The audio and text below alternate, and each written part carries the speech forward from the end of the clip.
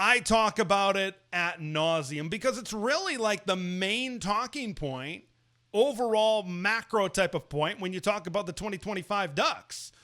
And a lot of people nationally, this is kind of the first main point that they talk about when they talk about the Quack Attack for this season. Oh, it's an inexperienced football team. They're losing so much. They've got a lot to prove if they want to remain at that level that they've been at. And they have a lot of players on this football team that have to go out there and prove it. So I've got 6 players that I believe have the most to prove in 2025. Let's jump into the list. Why don't we? Now, for those of you on YouTube, you might be screaming, Ted, wait a minute, hard stop. Where is Jurrion Moore on this list? You got the Super Frost 5-star highest rated receiver that Oregon has ever gotten. He's never stepped foot on a college football field. You've got the Evan Stewart injury. Doesn't he have something to prove? Doesn't he have to prove the hype? I get that. I understand that. I can certainly hear that. But I think that this list is for a different kind of player because I think this staff understands and they know the type of talent that Jurrion Moore is. He's, I think, graduated from this list. I think now instead of maybe, hey, he's got to go prove something, it's like, oh yeah, we know how talented you are. We know what you are. We know who you are. You've got pressure and expectations. You got to be that number one guy. Number one has got to be number one. So I think he's kind of beyond this list. I think that this list is maybe for a different type of situation and a little bit of a different type of player than Jurrion Moore is. And it's kind of hard to put a true freshman on this list of like, yeah, obviously true freshmen have a lot to prove.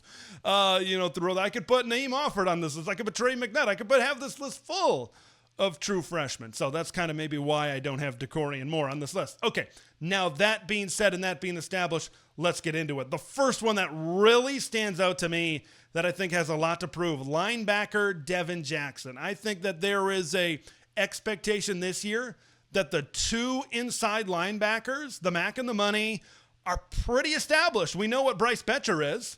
And I think a lot of people are expecting Devin Jackson to really slide up into that role alongside Bryce to be a consistent, reliable starter. Now, we saw Devin a little bit last season. We know Jeffrey Bossa was in there. Some guys, there was a rotation. Some guys were banged up, certainly throughout the season.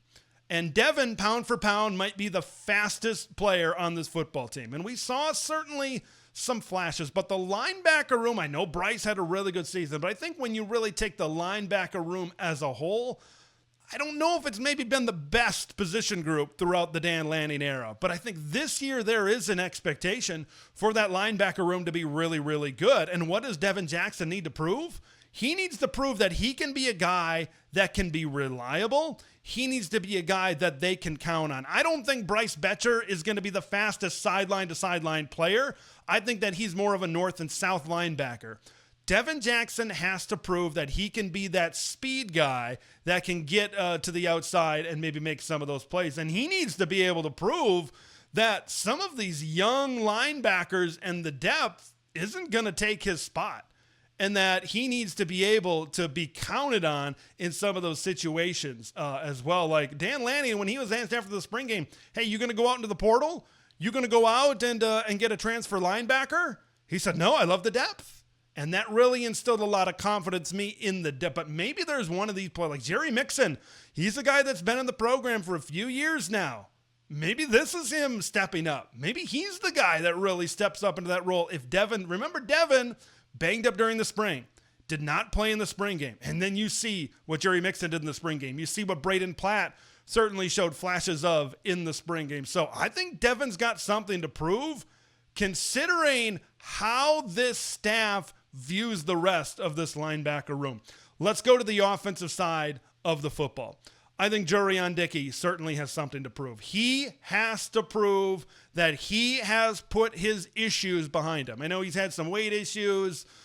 He's had some injury issues. Like he's had a multitude. A former 5-star type of guy. And when Oregon brings in a 5-star, they expect him to be an impact player.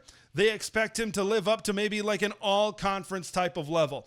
Jurrion Dickey needs to be able to prove that he can get to that 5-star ceiling that this Oregon coaching staff expected him to be at when he stepped on campus. And obviously now without Evan Stewart, he's got to prove that he can step in and be a significant player on this offense, maybe on the outside opposite of somebody like a Jurrion Moore. He needs to be able to prove that the reset in the room with Ross Douglas taking over is a benefit to him on the outside. There's going to be somebody that's going to step up as another playmaker on this team. Jurrion needs to prove that he can be that guy that can be relied upon. I talked to somebody that was there for spring practice, and they said this was the best spring of Jurrion Dickey's career. He needs to prove that that spring wasn't just a fluke, and he can go into fall camp and he can go into the season playing at that type of level. Let's talk about an obvious one on defense, and it's Bear Alexander. Like, he's kind of in that same boat as, hey, can you prove that 5-star ceiling like Jurrion Dickey that we just talked about? Bear Alexander's got all the traits. He's got all the high marks. He's got he's got everything that it takes to be an all-conference, to be a beast up front. We've all seen the pictures of him in the weight room flexing, looking like a literal grizzly bear. All he's missing is that hump on the back of their neck that those Grizzlies have out in the wild. But he needs to prove the doubters wrong, because there is a talking point. There is a stigma, I think, that's approached to Bear Alexander, that maybe he's a little bit of a problem. Maybe there's something kind of going on upstairs as to why he hasn't gotten to that level. This is now his third school. There's all of this. Whether that's true or whether it's not, he needs to prove that Oregon is the opportunity that can get him to his highest level and make this one of the best defensive lines in all of college football. Another fairly obvious one is at quarterback, Dante Moore. Couple of things. He needs to prove his teammates right. Tez Johnson at the Rose Bowl media availability says, yeah, he's going to be a Heisman finalist next year. Jurrion Moore in that interview with Ryan Clark says, yeah, he's going to win the Heisman this year. Like, there's a lot of hype. There's a lot of people in Oregon circles that are saying Dante Moore is just different. He needs to prove that hype correct. And on the other side, there are doubters with Dante Moore that said, I don't know, that season at UCLA is still lingering. He didn't play college football last season. He needs to prove that that he has significantly improved his skill set, that he has improved his decision-making since UCLA. He needs to prove that he can be the guy, the true leader of this team that this coaching staff can count on. That when you get late in the season, when you're on the road in the beginning of November at Iowa, and you're in a rock fight, and it's a 3rd and 7, that this guy can take the reins of this team. Everybody can look to him, and he can lead a drive. Bo Nix, Dylan Gabriel, experienced guys. They'd been there and done that. Dante Moore hasn't really been there and done that. He needs to prove throughout this season that he can be the guy that Will Stein and this coaching staff can rely on when throws and plays need to be made during football games. Let's head back to the defensive side of the ball, and let's talk about Jahlil Florence. Now, there's a lot of people talking about the battles and all the young guys in the secondary, and man, there's a lot of people, and there's a lot of names, and there's a lot of stars attached to these names, but Jahlil Florence is coming off of an injury, and Jahlil Florence needs to prove that he can get back. He's a veteran corner that can return back to that 2023 form.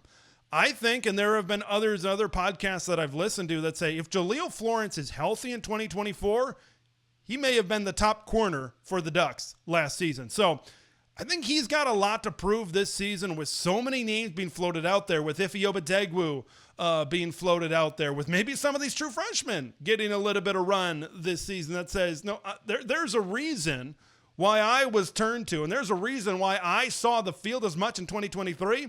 It's So he's got to prove that he can certainly get over that injury hump and he can return to that form this season and maybe be the starting quarter opposite of Ife Obadegwu, possibly on the other side. Last one, Isaiah World. And I've talked about him recently as well. He needs to prove that there isn't going to be a significant drop-off from Josh Connerly leaving that left tackle spot.